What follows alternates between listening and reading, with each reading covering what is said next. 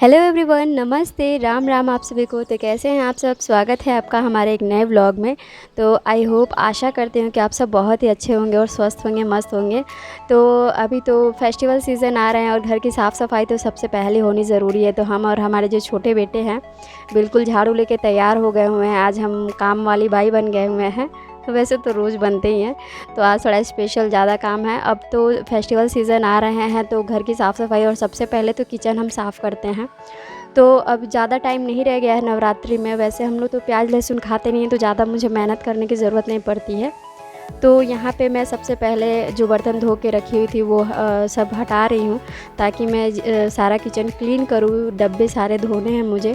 वैसे हम किचन तो साफ़ करती रहती हूँ, लेकिन फिर भी अब नवरात्रे आ रहे हैं तो एक बार साफ़ कर देना ही सही होता है। तो अभी ज़्यादा टाइम नहीं है और आज मैं किचन करूँगी, सारे चीज़ें धोऊँगी। तो अभी बड़े बेटे तो मेरे सो गए हुए हैं, लेकिन छोटे बेटे जगे हुए हैं, देख रहे हैं आप। साथ साथ खेल भी रहे हैं और काम भी कर रही हूँ। तो बीच बीच में उनका भी ध्यान रखना पड़ता है और अपना भी काम करना पड़ता है। तो चलिए आज ये व्लॉग एंजॉय कीजिए आप मेरे।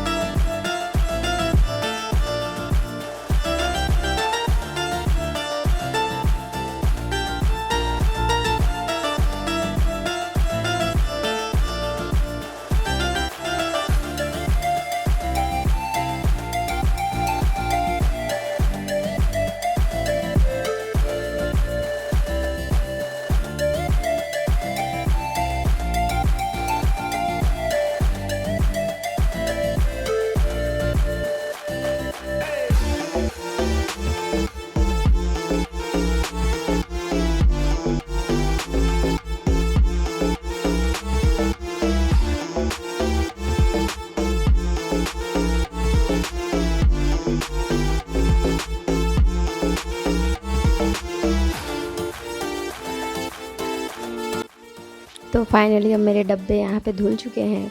और जो यहाँ पे जिसमें डब्बे हम रखते हैं ना, वो बहुत गंदी हो जाती है। तो इसे मैं अच्छे से स्क्रबर की हेल्प से सर्फ़ के पानी से अच्छे से धो के उसे वॉश करके फिर उसमें हम सारे डब्बे रखेंगे। और ना कभी कभी चक्कू जो होती है, नाइफ़्स जो होती हैं, वो भी बहुत गंदी हो जाती हैं। तो यहाँ पे मैं भी उसे धो रही हूँ ताकि और क्लीन हो जाए और अच्छा हो जाए हमारा सारा किचन।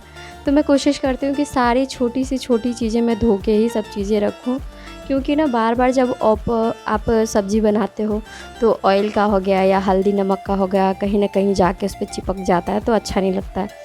तो मैं कम से कम हफ्ते में या महीने में एक बार या दो बार अपना किचन साफ़ कर ही लेती हूँ। और मुझे ज़्यादा टाइम नहीं लगता है, बस मुझे टाइम मिलने के ऊपर है कि बच्चों से अगर मुझे टाइम मिल जाए तो मैं सोचती हूँ कि जल्दी ही अपना काम फिनिश कर लूँ। या अगर कोई चीज़ ख़राब पड़ी है या उसे सहारना है तो मैं सहार लेती हूँ। तो यहाँ पे मैं डब्बे सारे धो देती हूँ और उसमें का सामान मैं नहीं निकालती हूँ डब्बे में का, क्योंकि जब हमारे के यहाँ किराना का स्टोर का सामान जब आता है सारे, तो मैं उसी टाइम में उस डब्बे को धो के अच्छे से क्लीन करके उसी टाइम सारे सामान रखती हूँ। तो ताकि मुझे बर्डन ना पड़े बाद में कि हाँ फिर मुझे करना पड़े।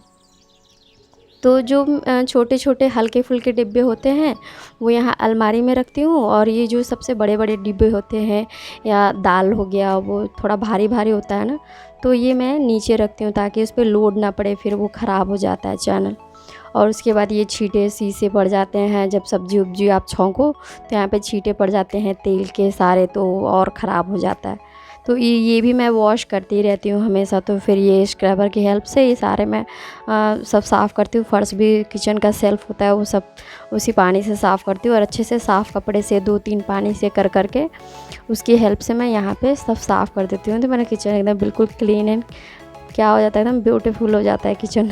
तो आज किचन का मेकओवर हो रहा है, मेकअप हो रहा है। हमेशा तो होता ही रहता है जब गृहिणियाँ होती हैं, हाउसवाइफ जो होती हैं खाना बनाने के साथ साथ। और मुझे ना किचन बिल्कुल क्लीन रहे, अच्छा सुंदर दिखे, वो मुझे सबसे ज़्यादा पसंद है कि मेरा किचन ना कोई ख़राब ना करे। कभी कभी क्या होता है ना, अगर मैं घर पे ना रहूं या कहीं किसी काम से बाहर चले जाऊं और किचन अगर मेरी सासू माँ को या किसी और को देखना पड़ता है, तो वो लोग क्या करते हैं ना, किचन मतलब उन्हें वो रिस्पॉन्सिबिलिटी नहीं होती है, उस टाइप से नहीं करते हैं जो हम करते हैं। तो वो बस अपना काम करते हैं और निकलते बनते हैं। और जब मैं आके देखती हूँ ना अपना किचन, तो मुझे इतना अंदर अंदर से गुस्सा आता है ना, लेकिन क्या करूँ, कोई नहीं। खैर मैं बोलती हूँ हो सकता है अब इन लोग को आदत नहीं है, मुझे ही आदत है इन सब चीज़ को करने की, तो मैं अपना से अच्छे से क्लीन व्लीन करके रखती हूँ। तो जो हाँ सभी हाउसवाइफ ऐसे होती हैं, वो सोचती हैं कि अपना घर हो या अपना किचन हो, जो चीज़ें मैं जहाँ पे रखूँ वहीं पे सेटल रहे।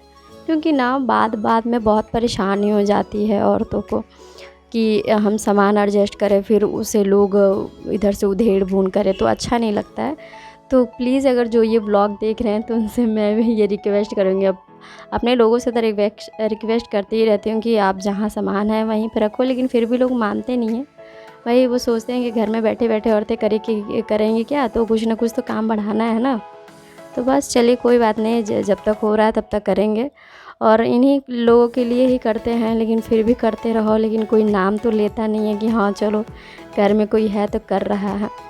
तो जो लोग कहते हैं ना कि हाउसवाइफ्स, इतनी सारी हाउसवाइफ हैं, क्या करती हैं क्या नहीं करती हैं घर पे, तो आज ये व्लॉग देख लो, और बहुत से सारे व्लॉग्स होंगे। तो अभी दिवाली की शुरुआत है, नवरात्रि की शुरुआत है, फेस्टिवल सीज़न की शुरुआत है। तो बहुत से ऐसी गृहिणियाँ होंगी मेरी तरह जो अभी अपने काम पे लग गई होंगी। और ये सफाई जो है ना, ये सफाई अभियान यहीं तक नहीं रुकेगा, ये सफाई अभियान आपको दिवाली तक चालू रहेगा, और दिवाली के टाइम पे अपने चरम सीमा पे रहेगा।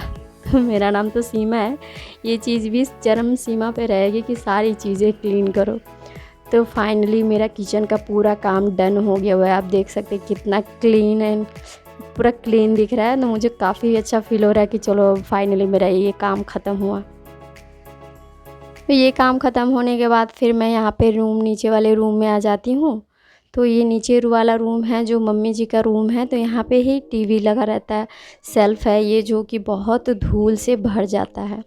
अब रोज़ रोज़ तो मुमकिन नहीं है कि रोज़ रोज़ मैं साफ़ करूँ, लेकिन कभी कभी हफ़्ते में 1 वीक हो ही जाता है साफ़ करते हुए। तो मैं हफ़्ते में 1 वीक वैसे नीचे नीचे बस कपड़े मार देते हैं, लेकिन धीरे धीरे फिर यहाँ पे आप सोचे कि नहीं नहीं सबको भी साफ़ करना ज़रूरी है। तो आप देख सकते हैं कि बहुत जल्दी जल्दी मुझे हाथ चलाना पड़ रहा है, क्योंकि मेरे दोनों बेटे थोड़े परेशान कर रहे हैं, दोनों उठ गए हुए हैं। तो जब तक मेरे ससुर संभाल रहे हैं तब तक मैं जल्दी जल्दी से क्लीन कर रही हूँ, ताकि उन्हें भी थोड़ा रेस्ट मिले। क्योंकि मेरे बच्चे जो है ना दोनों बहुत ही बदमाशी करते हैं इतनी, और छोटा वाला तो पूछो मत, आतंकवादी है बिल्कुल। खैर बच्चे तो होते ही हैं वैसे परेशान करने वाले, और 2-3 साल की और बात है, थोड़े और बड़े हो जाएं उसके बाद तो मैं फ्री हूँ, बिल्कुल बढ़िया से हो जाए तो अच्छी बात है कम से कम। सो बस यही है। अब नवरात्रि आ रहे हैं, तो अभी तो मेरा ये अधूरा ही काम है। फ़िलहाल अभी मैंने टीवी का सेल्फ़ सारा मतलब उसे क्लीन कर दिया अच्छे से। अभी पूजा का भी क्लीन करना बाकी ही है, तो देखते हैं आज क्या क्या डन हो पाता है। जितना टाइम मिले उतना सोचती हूँ कि जल्दी से ही सारा काम फिनिश हो जाए, क्योंकि टाइम है नहीं, 1 से 2 दिन और है नवरात्रि में, तो फिर पूजा पाठ में लग जाओ तो उसके बाद आप इतना क्लीन कर नहीं पाते हो।